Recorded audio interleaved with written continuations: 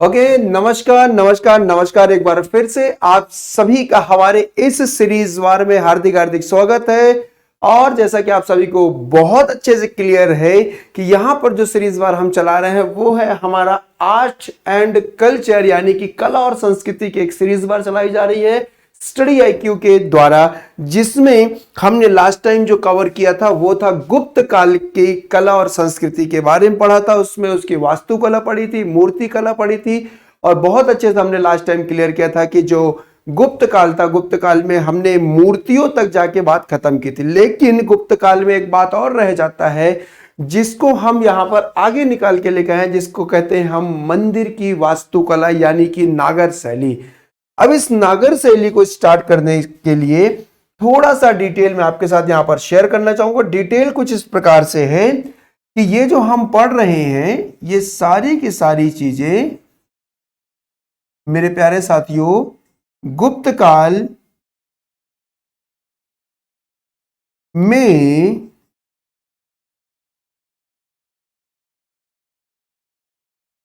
मंदिरों का निर्माण व शैलियां, यानी कि गुप्त काल में सर्वाधिक मंदिरों का निर्माण किया गया, बहुत सारी मंदिरों का निर्माण किया गया। और उन बहुत सारी मंदिरों के निर्माण में हमने एक बात यह देखी कि वहां पर बहुत सारी शैलियां, मतलब अलग अलग स्टाइल में मंदिर बनाए गए। बहुत सारी शैलियां डेवलप हुई। किसी को नागर शैली कहा गया, किसी को द्रविड़ शैली कहा गया, किसी को होयसाल शैली कहा गया, किसी को नायक शैली कहा गया, किसी को चोल शैली कहा गया।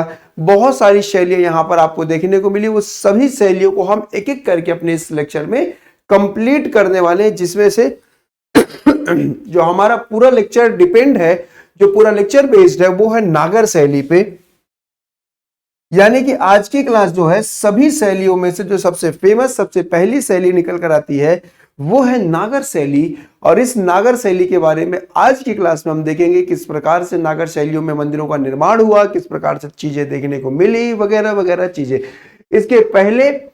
इसके पहले भी हमने बहुत सारी चीजें कवर की है, यानी कि इसके पहले टोटल हमने एक सिलेबस की क्लास डन की है। और सिलेबस की क्लास के साथ साथ तो सिलेबस की क्लास के अलावा हमने टोटल 4 क्लास डन किया है। और सिलेबस को मिला लेंगे तो टोटल 5 क्लास हो जाएगी। और ये आज हमारा सिलेबस के साथ 6वीं क्लास है और सिलेबस के अलावा 5वीं क्लास है। तो इसको भी ध्यान से देखिएगा, ये भी आपके लिए उतना ही इंपॉर्टेंट होने वाला है, उतना ही इफेक्टिव होने वाला है। और ये जो क्लास है टोटली बेस्ड है प्री और मेंस के लिए, जैसा कि मैंने आपसे बताया था। इसमें एमपीपीएससी का भी प्रीलिम्स हो चुका और मेंस चालू हो गया है ना, मतलब मेंस की प्रिपरेशन चालू हो गई है। ऐसे उत्तर प्रदेश में भी है, बिहार में भी है ना, इवन हरियाणा में भी है। तो सभी जगह जहां पर मेंस शुरू हो गया प्रीलिम्स के बाद, उनके लिए बहुत यहां पर ये इफेक्टिव होने वाला है, बहुत अच्छा होने वाला है। और जो प्रीलिम्स की तैयारी कर रहे हैं जिस स्टेट में, उस स्टेट के लिए भी ये आपका जो पीडीएफ है, ये जो आपकी क्लास है बहुत अच्छी होने वाली है। हाँ, अगर इसकी आपको पीडीएफ भी चाहिए कि इस क्लास की सर मुझे पीडीएफ भी प्रोवाइड करा दीजिए, तो आपको क्या करना है, मेरा टेलीग्राम चैनल ज्वाइन कर लीजिएगा हिंदी बाय दुर्गेश। और वहां पर ये क्या हो जाएगा, आपको अवेलेबल करा दिया जाएगा। और इसके साथ ही साथ यदि अभी तक आपने स्टडी आईक्यू का पीएससी वाला टेलीग्राम चैनल ज्वाइन नहीं किया है तो प्लीज उसे भी आप क्या कर लीजिए, फटाफट ज्वाइन कर लीजिए। क्लियर है सभी को? बहुत बढ़िया तरीके से, यस। एंड मैं इसे आशा करता हूं, है ना, आई होप कि आपको ऑडियो और वीडियो दोनों क्लियर होगा, बखूबी बहुत अच्छे तरीके से क्लास चल रही होगी। सो हम शुरू करते हैं आज की हमारी क्लास। मंदिरों की वास्तुकला, गुप्त काल ही पढ़ रहे हैं। और इस गुप्त काल में हम पहुंच गए हैं कहां पर, मंदिरों की वास्तुकला में। ये चीजें चल रही है गुप्त काल, है ना। कंफ्यूज मत हो जाएगी, क्या गुप्त काल कंप्लीट हो गया? नहीं, बिल्कुल भी नहीं। ये गुप्त काल में मंदिरों का निर्माण हम पढ़ रहे हैं। और गुप्त काल में कौन कौन सी शैलियां डेवलप हुई थी वो सभी पढ़ रहे हैं। मंदिरों का जो निर्माण शुरू हुआ बेसिकली यहां से शुरू किया गया, कहां से? गुप्त काल से। जैसे देखा गया कि वर्गाकार, ध्यान सुनिएगा, वर्गाकार गर्भगृह और खंभों से युक्त, वर्गाकार मतलब पहले के जो मंदिर थे वो वर्गाकार हुआ करते थे। वर्गाकार का मतलब ये है, मैं आपको थोड़ा सा वर्ग बना के दिखा देता हूं। हाँ जी, पहले के जो मंदिर हुआ करते थे वो वर्गाकार हुआ करते थे, जैसा कि आप यहाँ पर इमेज देख सकते हैं स्क्रीन पर। ऐसे वर्गाकार मंदिर हुआ करते थे। छत मतलब छत जैसे आज ये बहुत लंबी लंबी बनी है, ये बाद में चल के बनी। ये जो मंदिरों में आज हम देखते हैं ऊपर का जो आकृति, वो त्रिकोण आकृति, चौकोन आकृति बड़ी बड़ी बन जाती है, जैसे आप इमेज में देख रहे हैं। ये आकृति बहुत बाद में जाकर डेवलप हुई। शुरुआत कैसे हुई थी? तो पहले छत जो हुआ करते थे फ्लैट हुआ करते थे, मतलब ऐसे जैसे आप हमारे आपके घर के छत बनते ना, वैसे पहले मंदिर वैसे हुआ करते थे। वही लिखा है यहाँ पर कि वर्गाकार हुआ करता था मंदिर। मंदिर कैसे हुआ करते थे हमारे? वर्गाकार हुआ करते थे, उसमें गर्भगृह वास होता था और खंभों से युक्त, खंभों की मदद से हम क्या बनाया करते थे? द्वार मंडप बनाया करते थे। मंदिरों के जहां पे गर्भगृह हुआ करता था मंदिर का, जहां पे हम मूर्ति एक्चुअली जिसको कहते हैं, उस मूर्ति के बाहर वो बनाया जाता है ना सेट बैठने के लिए, हम आप लोग बैठा करते हैं, तो उसको मंडप, द्वार मंडप कहा जाता था। तो उसी को कहा गया यहाँ पर कि वर्गाकार का गर्भगृह होता था और खंभों से क्या बनाया जाता था? द्वार मंडप के विकास के साथ गुप्त काल में मंदिरों की वास्तुकला का क्या हुआ? आविर्भाव हुआ। क्या हुआ? आविर्भाव हुआ, जिसमें प्रारंभिक चरणों में, कुल चरणों की बात करेंगे, जो मंदिर टोटल चरण की बात करेंगे, जो मंदिर बनाए गए मंदिर टोटल 5 चरणों में देखने को मिलता है। मैं पांचों चरण आपको बताऊंगा अभी आज की क्लास में। मैं पांचों के पांचों चरण आपको क्लियर करूंगा। पहले चरण में कैसे मंदिर थे, फिर दूसरे चरण में कैसे मंदिर आया, फिर तीसरे चरण में कैसे, फिर मंदिर कैसे कैसे देखने को मिला, मैं सारे स्टेप हम यहाँ पर पढ़ने वाले हैं। तो यहीं पे कहा गया कि प्रारंभिक चरणों में मंदिर जो होते थे सपाट छत वाले हुआ करते थे। ये छत जो हुआ करता था, ये कैसा हुआ करता था? सपाट हुआ करता था, बिल्कुल जैसे हमारे घर के होते हैं सपाट छत वाले। एक ही पत्थर को काटकर बनाए गए होते थे और कालांतर मतलब समय के बाद क्या हुआ गया? गढ़े हुए शिखरों से युक्त मंदिरों का क्रमिक विकास हुआ। अब शिखर, ये शिखर हो गए, ये आप देख रहे हैं ना, ये चीज जो आप देख पा रहे हैं यहाँ पर आप जो देख रहे हैं, ये शिखर है। ये एक्चुअली ये शिखर जो है कालांतर में डेवलप हुई। आप जो मंदिर का ये नक्शा देख रहे हैं ऊपर वाला, ये कालांतर में जाकर डेवलप हुआ है ना। मंदिरों का क्रमिक विकास हुआ और इस क्रमिक विकास को 5 चरणों में विभाजित किया जा सकता है। मैं आपको पांचों चरण बताऊंगा एग्जाम्पल के साथ कि कौन सा मंदिर किस चरण में बनाया गया था। तो चलिए सबसे पहले आते हैं हम यहां पर, जो आप देखेंगे पहला चरण। पहला चरण, यहाँ पे एक इमेज देख रहे होंगे, सपाट छत है ना, खंभों से बनाया गया। यहाँ पर क्या है? मंडप द्वार है। तो इसमें क्या क्या विशेषताएं देखने को हमको आपको मिलता था, तो उन विशेषताओं के बारे में हम जानकारी में रखते हैं। जैसे ये हो गया आपका फर्स्ट चरण, फर्स्ट चरण कह सकते हैं या फर्स्ट स्टेप कह सकते हैं। पहला चरण, प्रथम चरण था ये प्रथम चरण के समय का मंदिर था। इसमें क्या क्या होता था? सबसे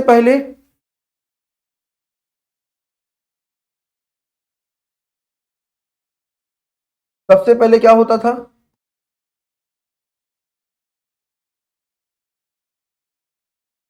सपाट छत होती थी। कैसा?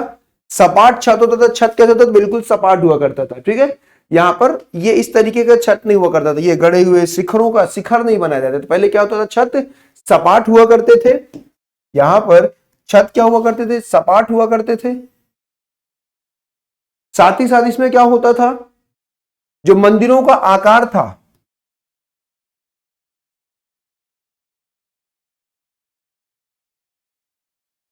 मंदिरों का आकार वर्गाकार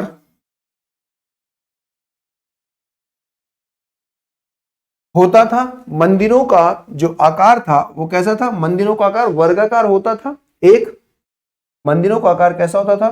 वर्गाकार होता था। मंदिरों का आकार वर्गाकार होता था। फिर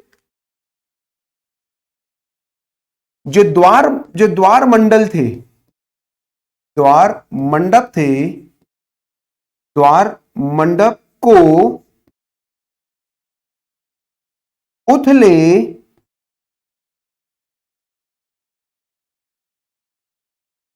स्तंभों से, द्वार मंडप को उथले स्तंभों से निर्मित किया जाता था। स्तंभों से निर्मित किया जाता था। जो द्वार मंडप था, ये आगे वाला, ये वाला हिस्सा आप देख रहे हैं, ये आगे वाला, ये जो आपको स्तंभ दिख रहे हैं, स्तंभ कैसे, उथले स्तंभ मतलब काट कर, सपाट स्तंभ नहीं है, एकदम प्लेन स्तंभ नहीं है, डिजाइन बनाने का कोशिश किया गया।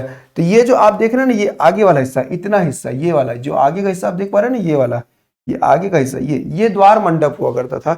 और उसके अंदर ये वाला हिस्सा जो देख रहे हैं, ये जो पीछे का हिस्सा आप देख रहे हैं, ये वाला हिस्सा, ये क्या होता था आपका, ये गर्भगृह हुआ करता था। गर्भगृह, जहां पर ईश्वर विद्यमान होते थे, ठीक है। और ये द्वार मंडप था, ये क्या था आपका, द्वार मंडप था, ठीक है। ये क्या कहलाता था, ये द्वार मंडप हुआ करता था। प्रथम चरण के जो मंदिर हुआ करते थे वो ऐसे बनाए जाते थे, ठीक है। और जो संपूर्ण संरचना को जो संपूर्ण संरचना थी,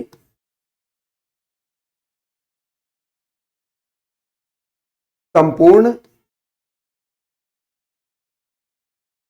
संरचना, संपूर्ण संरचना कम ऊंचाई के मंचों पर निर्मित की जाती थी। कम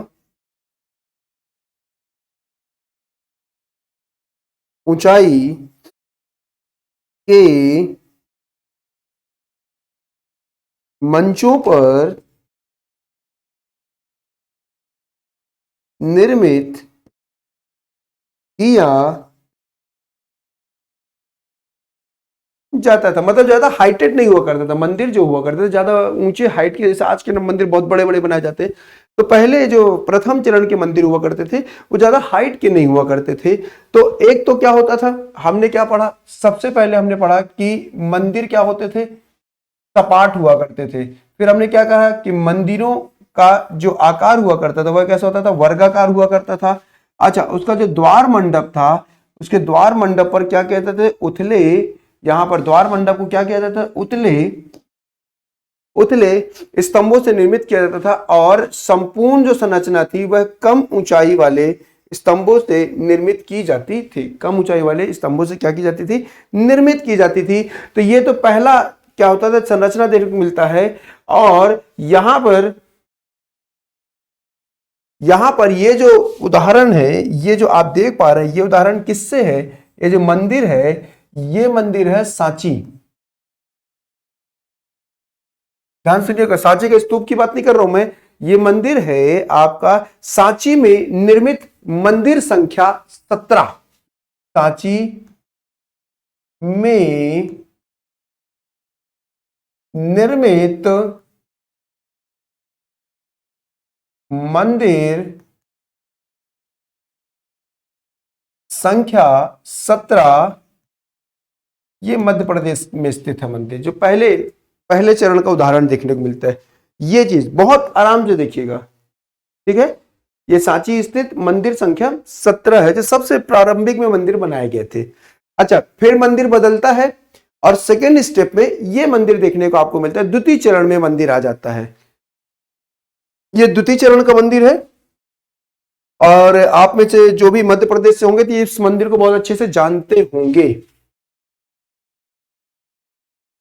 या उत्तर प्रदेश और मध्य प्रदेश के जो बॉर्डर वाले होंगे, लाइक छतरपुर, पन्ना, रीवा, सतना वाले, सिंगरौली वाले, वो इस मंदिर को जानते होंगे, क्योंकि ये मंदिर का संबंध ही इन्हीं के आसपास है। चलिए द्वितीय चरण, अब इन द्वितीय चरण की बात करते हैं। तो द्वितीय चरण में क्या क्या चीजें बदल गई मंदिरों में।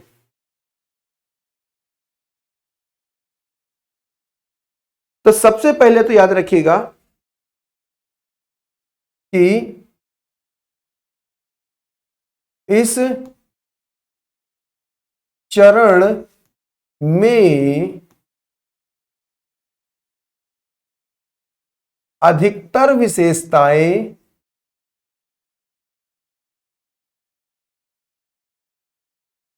इस चरण में अधिकतर विशेषताएं पूर्व चरण की ही बनी रही। विशेषताएं पूर्व चरण की ही बनी रही। मतलब जो पहला चरण था वैसे ही दूसरे चरण में भी बहुत सारी चीजें कॉमन देखने को मिल गया, इसमें से बहुत सारी चीजें कॉमन देखने को आपको मिल जाता है। बस यहां पर क्या होता था कि जो मंच था है ना, अधिक ऊंचे और उभार प्रदान किए हुए होते थे। मतलब जो मंच बनाया गया था अधिक ऊंचे बनाए गए थे। ये जो हाइट देख रहे हैं ना, ये जो मंच, ये थोड़ा सा हाइटेड बनाए जाते थे इस मंदिर की तुलना में। इसके जो हाइट थे ज्यादा नहीं हुआ करते थे, इस मंदिरों की हाइट ज्यादा नहीं हुआ करते थे। लेकिन जैसे दूसरे चरण में पहुंचते तो थोड़ा सा ये जो मंच बनाया गया, मंदिरों की हाइट बनाई गई, ये हाइट थोड़ी सी बढ़ा दी गई थी। मंदिरों की हाइट क्या की गई थी, थोड़ी सी बढ़ा दी गई थी गुप्त काल में। तो लिखेंगे कि मंच अधिक ऊंचे और उभार प्रदान किए हुए होते थे। तो लिखेंगे मंच, जिसको हम वेदी कह देते हैं, अधिक ऊंचे व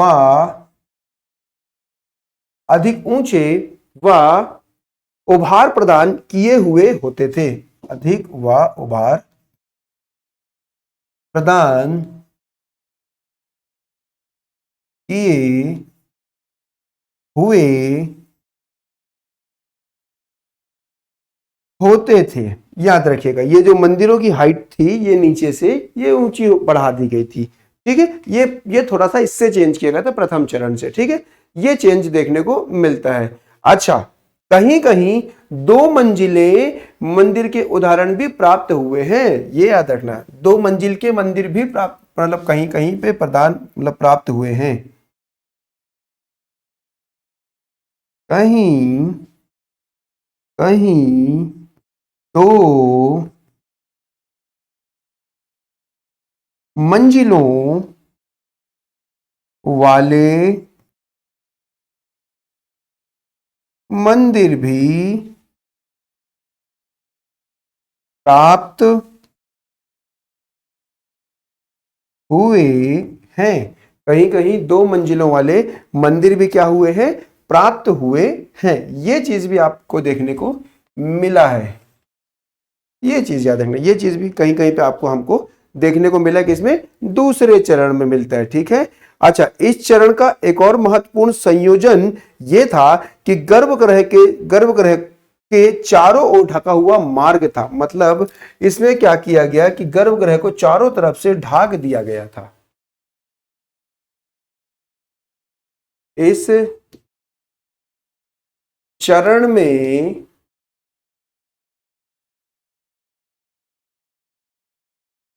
गर्भगृह को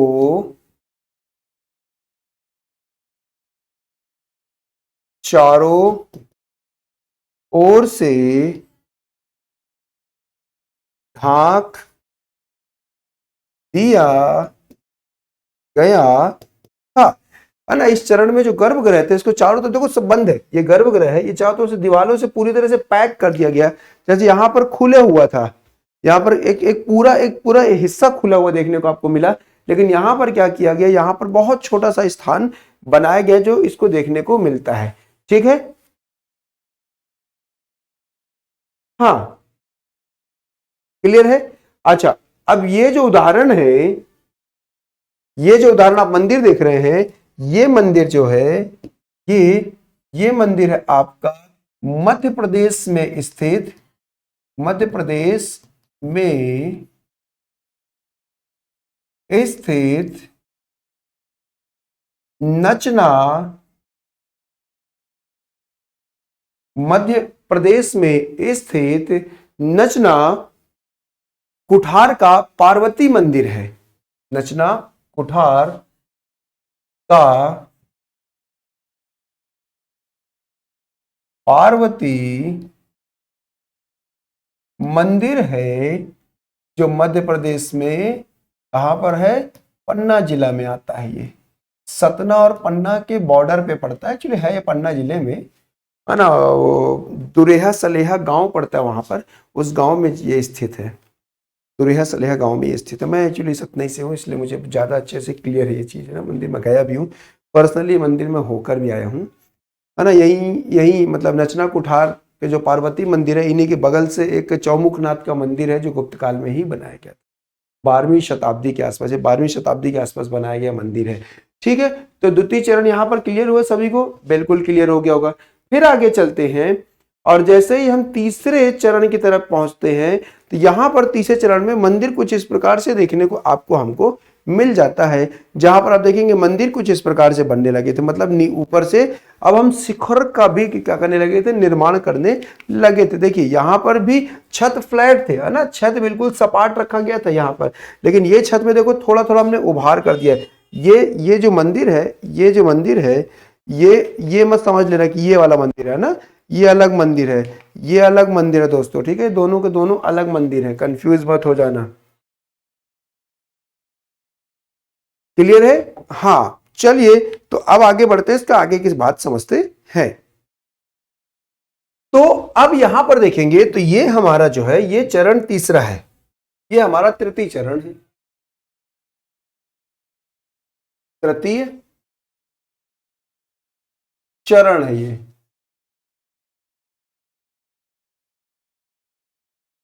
ये हमारा तृतीय चरण निकल कर आ जाता है। अच्छा, जिसमें जिसमें सबसे पहले जो छत थे, यहां पर अभी तो दो चरण थे, दो चरण में छत कैसे हुआ करते थे, आपके सपाट छत हुआ करते थे। लेकिन जैसे ही तीसरे चरण पे पहुंचते हैं तो यहां पर छतों के, सपाट छतों के स्थान पर शिखरों का उद्भव हुआ। सबसे पहला सपाट छतों के स्थान पर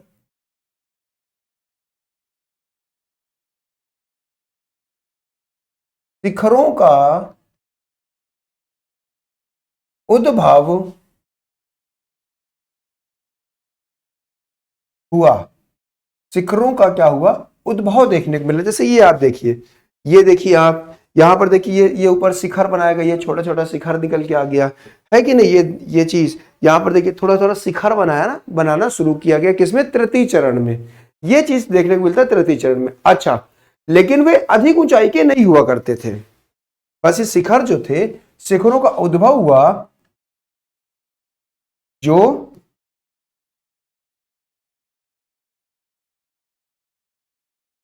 कम ऊंचाई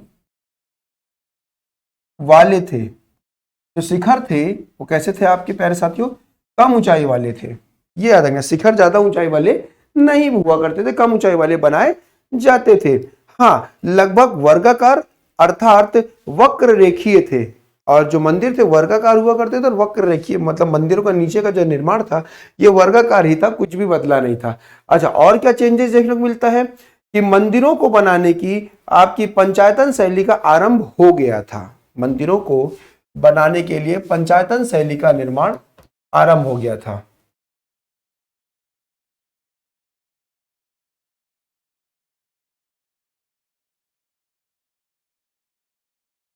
मंदिरों के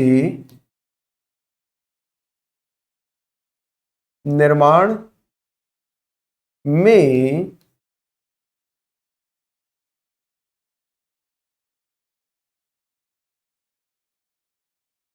पंचायतन शैली का निर्माण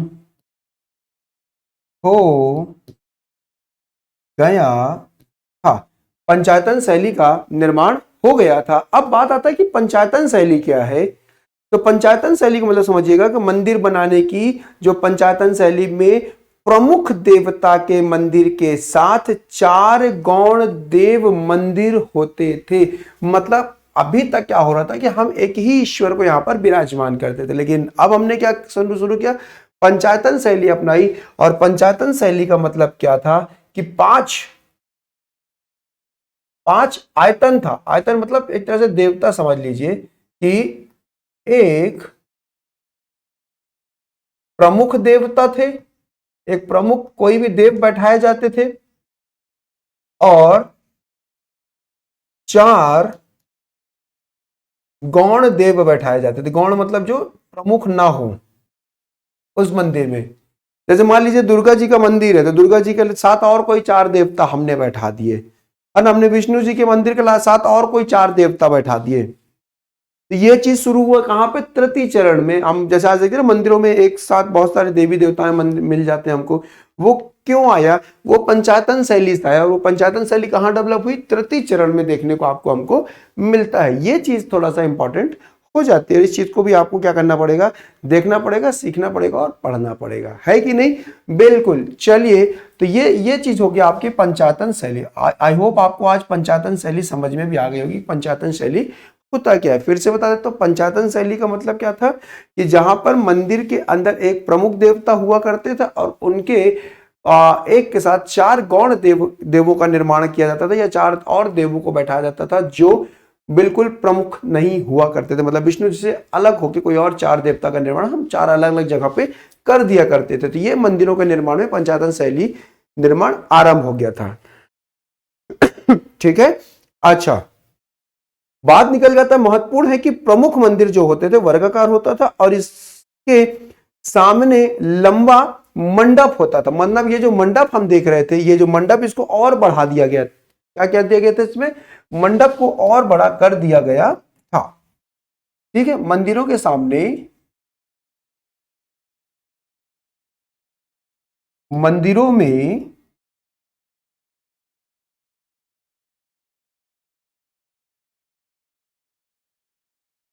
मंदिरों में मंडपों को मंदिरों में मंडपों को लंबा कर दिया गया था। मंदिरों में मंडपों को लंबा कर दिया गया था। ये मंडपों को और लंबा कर दिया गया था। बड़े बड़े मंडप, जैसे आप देखें मंदिर के नीचे ये तो गर्भगृह हो गया, कितना बड़ा मंडप बना दिया गया यहाँ पर। तो मंडपों को क्या कर दिया गया? बड़ा कर दिया गया था, जिससे इसका जो आकार था आयताकार हो जाता है। मतलब इसका आकार जो वर्गाकार से कैसा हो जाता है? आयताकार निकल गया था, तो लंबा हो गया था। ठीक है। तो यहां पर मंदिर वर्गाकार ना होकर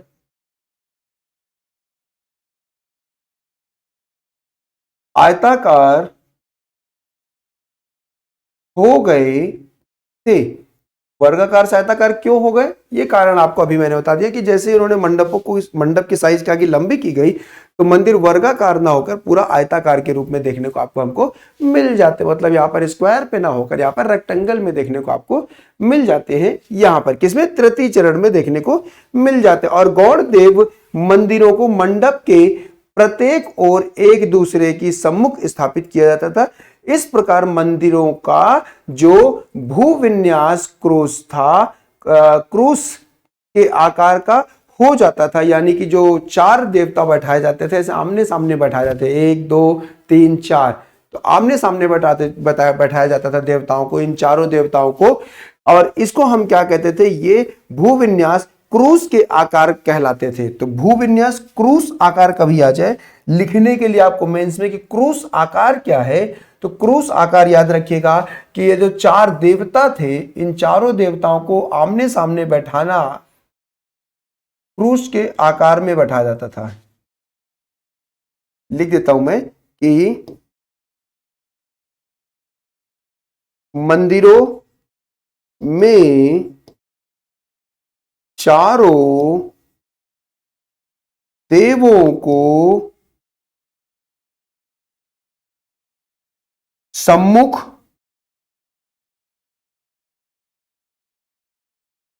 क्रूस के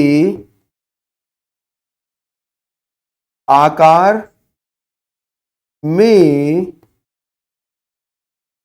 बैठाया जाता था।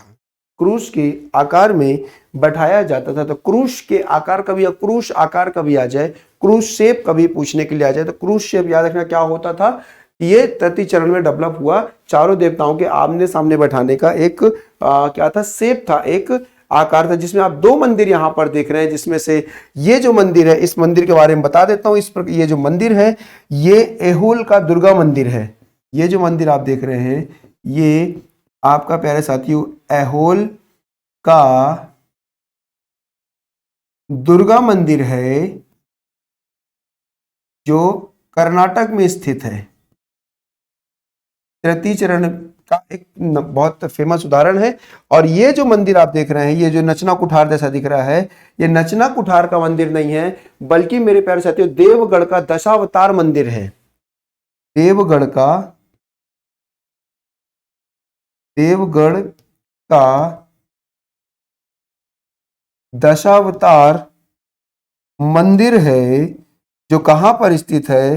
देवगढ़ का दशावतार मंदिर ये उत्तर प्रदेश में स्थित है और भगवान विष्णु को समर्पित मंदिर है। किससे समर्पित है? ये भगवान विष्णु को समर्पित मंदिर है ये चीज, ठीक है, ये चीज याद रखिएगा। ये तृतीय चरण का निर्माण आपको देखने को मिलता है। इस प्रकार से तृतीय चरण का भी क्या होता है, विकास देखने को हमको आपको मिलता है और इसी तृतीय चरण में यहाँ पर देखने को चीजें मिल जाती है। क्लियर हुआ कैसे मंदिरों का आकार बदल रहा है, कैसे मंदिरों का शेप बदल रहा है, सारी की सारी चीजें आप यहाँ पर देख पा रहे हैं, सारी की सारी चीजें आप यहाँ पर समझ पा रहे हैं और देखने को मिल रहा है। आगे बढ़ते हैं और कुछ और चीजों के बारे में जानकारी लेते हैं और चलते हैं चौथे चरण की तरफ। चौथे चरण में हम यहां पर पहुंच जाते हैं। यह हमारा चतुर्थ चरण है, हमारा मंदिर बनाने का चौथा चरण था।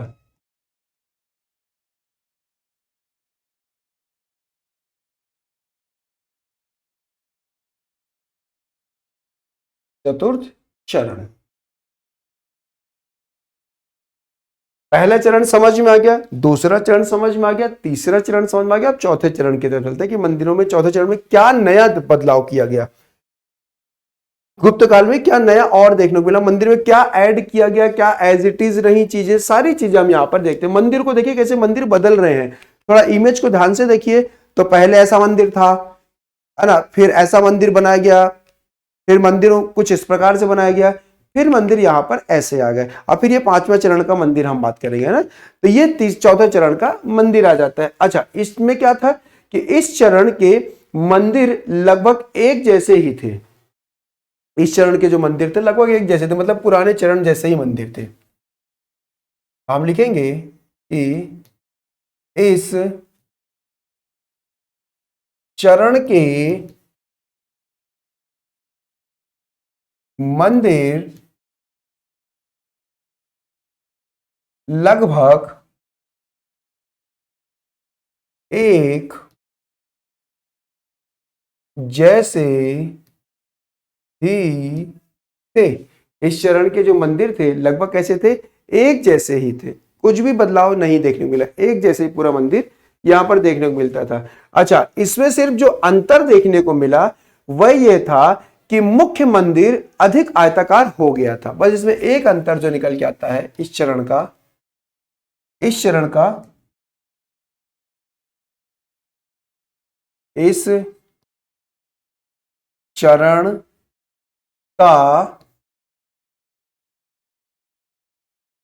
एकमात्र अंतर यह था कि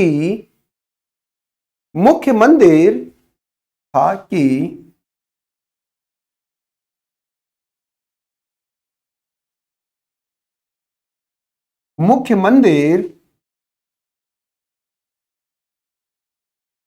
अधिक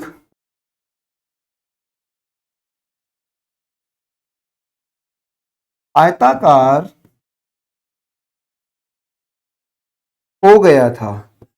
मुख्य मंदिर जो था अधिक आयताकार हो गया, तो मतलब ये जो इसके लेंथ थी ये और बड़ी कर दी गई थी, ये मंदिर जो थी और आयताकार हो गया, तो मतलब और बड़ा कर दिया गया था। कहने का जो मेरा तात्पर्य था, पहले मंदिर जो हुआ करते थे, पहले जो मंदिर हुआ करते थे वो कुछ इस शेप में हुआ करते थे, यानी कि देखा जाए तो वर्गाकार हुआ करते थे। कैसे हुआ करते थे? वर्गाकार हुआ करते थे। इसी वर्गाकार से मंदिर जो थे, इसी वर्गाकार से जो मंदिर थे कैसे बनाए गए? आयताकार बनाए गए। मंदिर कैसे बनाए गए? आपके आयताकार बनाए गए। और इन्हीं आयताकारों में, इन्हीं आयताकारों में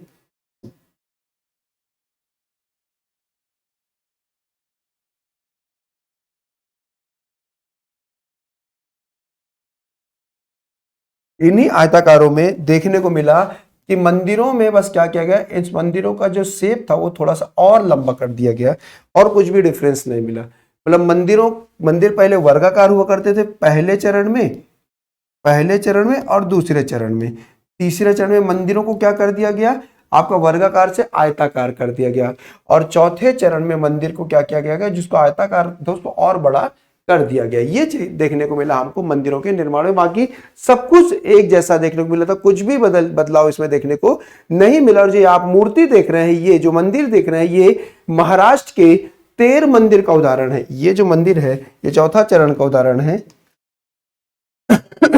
और ये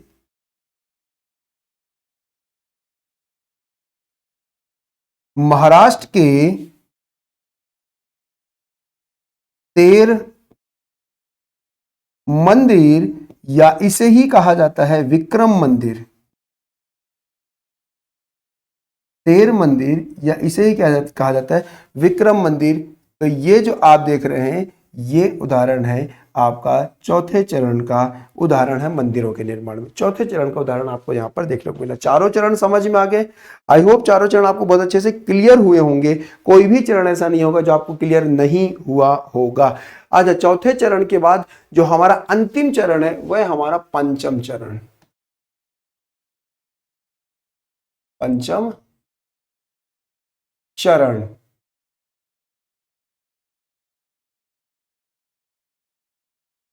पंचम चरण।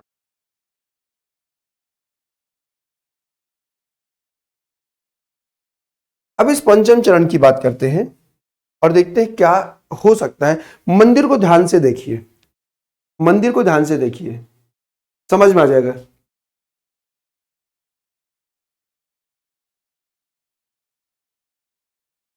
तो सबसे पहले क्या होगा कि इस चरण में बाहर की ओर उथले, समझिएगा, इस चरण में बाहर की ओर उथले, इस चरण में बाहर की ओर उथले आयताकार किनारों वाले, बाहर की ओर उथले आयताकार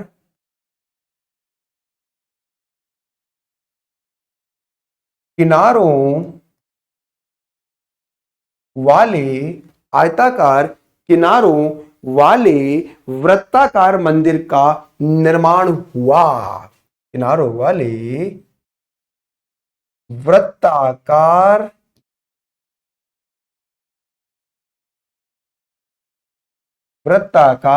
मंदिरों का निर्माण आरंभ हुआ। मंदिरों का निर्माण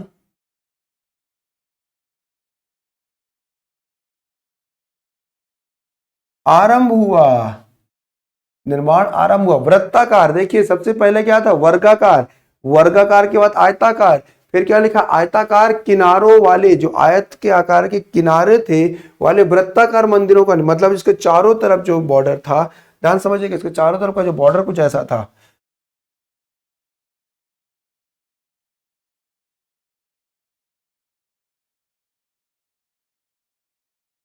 ये था ऐसा आयताकार, और इसके सेंटर पे यहां पर यहां पर मंदिर का निर्माण किया गया। ऐसा, ये मंदिर ऐसा आया। पहले सिर्फ आयताकार हुआ करता था, अब उसके अंदर वृत्ताकार मंदिरों का, उसके अंदर मतलब आयताकार जो पूरा क्षेत्र था पूरे आयताकार क्षेत्र के अंदर वृत्ताकार मंदिर का निर्माण किया गया पहली बार। आज हम देखते हैं मंदिर, एक बड़ा सा बॉर्डर होता है, बॉर्डर के अंदर एक छोटे से मंदिर का निर्माण करते हैं, जो गोलाकार का मंदिर हुआ करता था। तो ये मंदिर कैसे बदला, आज हम मंदिर जो देखते हैं ये कैसे चेंजेस होकर आज यहाँ तक पहुंचे, इन चीजों को देखिएगा, चरण देखिएगा। ठीक है, ये चीज समझ में आ गया आपको। इस चरण में एक नया चीज ये देखने को मिला। अच्छा, और क्या हुआ कि उल्लेखनीय है कि इससे पहले के चरणों की से सभी विशेषताएं जारी रही हैं। तो हम ये कह सकते हैं कि शेष सभी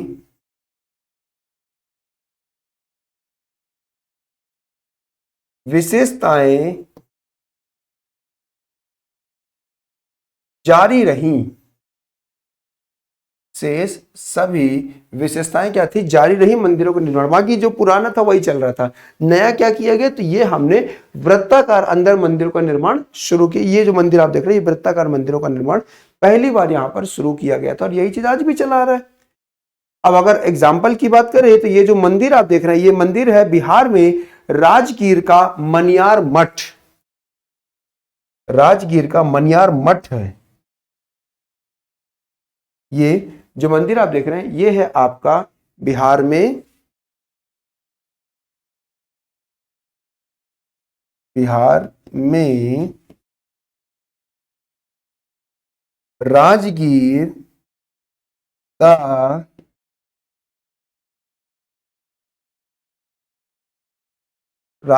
का मनियार मठ।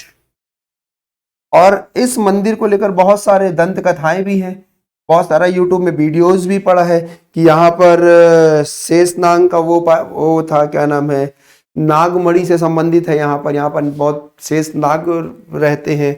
बहुत सारे यहाँ पर दंत कथाएं देखने को आपको मिलती है। कभी यूट्यूब में आप देखना मनियार मठ के बारे में, तो आपको समझ में आ जाएगा कि अच्छा ये वही चीज है जो हम पढ़ते देखते और सीखते आ रहे हैं। तो ये वो चीज यहाँ पे निकल कर आ जाता है। तो पांचों चरण क्लियर हो गए होंगे कि एक चरण में क्या क्या चीजें कैसी हुई, क्या नई नई चीज देखने को मिली, सारे के सारे चरण क्लियर किया गया।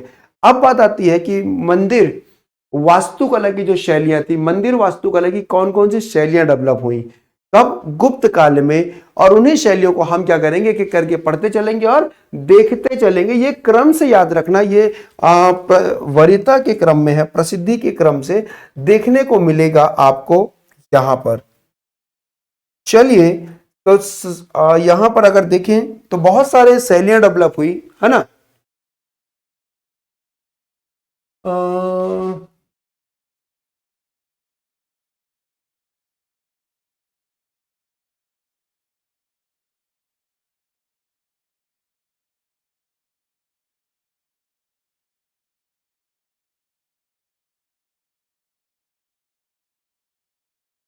लगभग 7 शैलियां थी।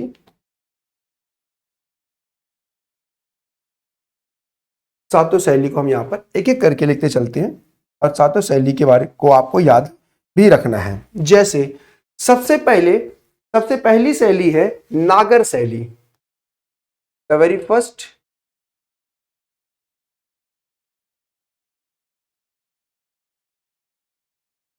नागर शैली। दूसरा है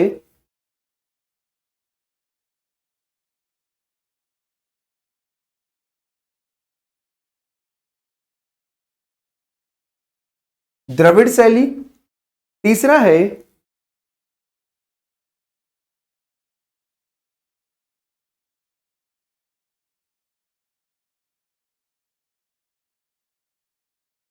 वेसर शैली। तीसरा है वेसर शैली। फिर आएगा नायक शैली। फिर आ जाएगा नायक शैली। फिर आ जाएगा आपका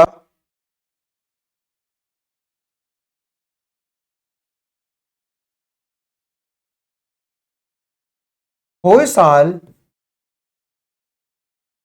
शैली। फिर आ जाएगा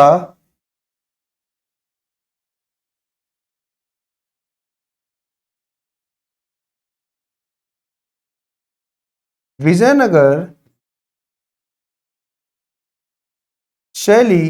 फिर आ जाएगा आपका यह वही स्थान वाला है, विजयनगर शैली। और फिर एक पढ़ेंगे पाल और सेन शैली। फिर हम डिस्कस करेंगे कि पाल और सेन शैली के बारे में। तो ये सभी शैलियों को आपको क्या करना है, बहुत अच्छे से याद रखना है। और इन्हीं शैलियों को हम क्या करेंगे, एक एक करके पढ़ते हुए बहुत अच्छे तरीके से हमारा लेक्चर कंप्लीट करेंगे।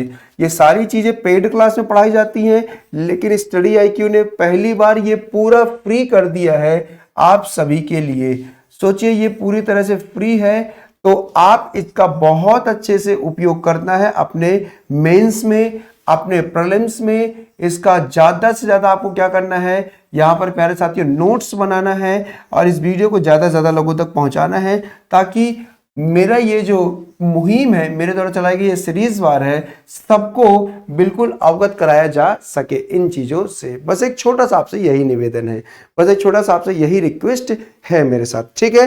तो अब हम जब अगली क्लास में मिलेंगे, अगले वीडियो पे मिलेंगे, तो हमारा जो अगला वीडियो रहेगा वो हम नागर शैली से शुरू करेंगे। ये हमारी नागर शैली यहाँ से शुरू हो जाएगी। मैं नागर शैली में आपको ये दिखाऊंगा, ये चीजें, ये सारी चीज आपको पढ़ाता चलूंगा, सारी नागर शैली में आपको मैं पढ़ाता हुआ चलूंगा, ठीक है। तो अगले वीडियो का भी इंतजार करिएगा, अगली वीडियो भी जल्द आएगी। आज या कल में दूसरी वीडियो भी आपको मिल जाएगी नागर शैली के शुरुआत के साथ। तो चलिए फटाफट तरीके से जाने से पहले सेशन को अच्छे बच्चों की तरह एक बार लाइक कर दीजिए, वीडियो को अंत तक देखा और वीडियो अच्छी लगी हो तो प्लीज इसे शेयर कर दीजिएगा। और यदि आप चैनल पर पहली बार आए थे तो सब्सक्राइब करना मत भूलिएगा और बेल आइकन के बटन को प्रेस करना मत भूलिएगा, ताकि ऐसे ही अपडेट्स आपको ऑन टाइम मिलती रहे। तो मिलते हैं अगले वीडियो पे, तब तक के लिए thank you so much, thank you for your watching, have a good day, bye bye, thank you, जय हिंद, भारत माता की जय, thank you so much, thank you. और सभी इसके पहले की सारी वीडियोस को जरूर देखिएगा, जो ये पहली क्लास देख रहे हैं तो इसके पहले की भी वीडियोस को आपको क्या करना है, बहुत अच्छे से वॉच करना है। इसके पहले की सारी वीडियोस की एक प्लेलिस्ट बनवा दी गई है, एक प्लेलिस्ट बनवा दी गई है,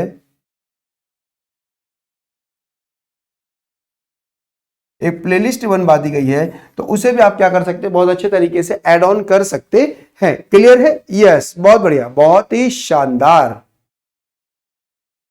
और इसके साथ ही साथ आप प्लेलिस्ट में इसको चेक कर सकते हैं, इसको आप प्लेलिस्ट पर चेक कर सकते हैं। और साथ ही साथ यदि आप मेरे साथ जुड़ना चाहते हैं मेंस के बैच में, और ऐसा लगता है कि नहीं मुझे सर से और डिटेल में और मजेदार तरीके से सब्जेक्ट पढ़ना, चूंकि मैं आर्ट एंड कल्चर के साथ साथ ऐसे राइटिंग और आपका ऐसे राइटिंग साथ साथ आपका क्या बोल सकते हैं लेटर राइटिंग, अब पूरी हिंदी में पढ़ाता हूँ आपको। एंटरप्रेन्योर मेरे द्वारा कंप्लीट कराई जाती है एंड साथ ही साथ मैं मैनेजमेंट की भी क्लास मेंस में लेता हूँ।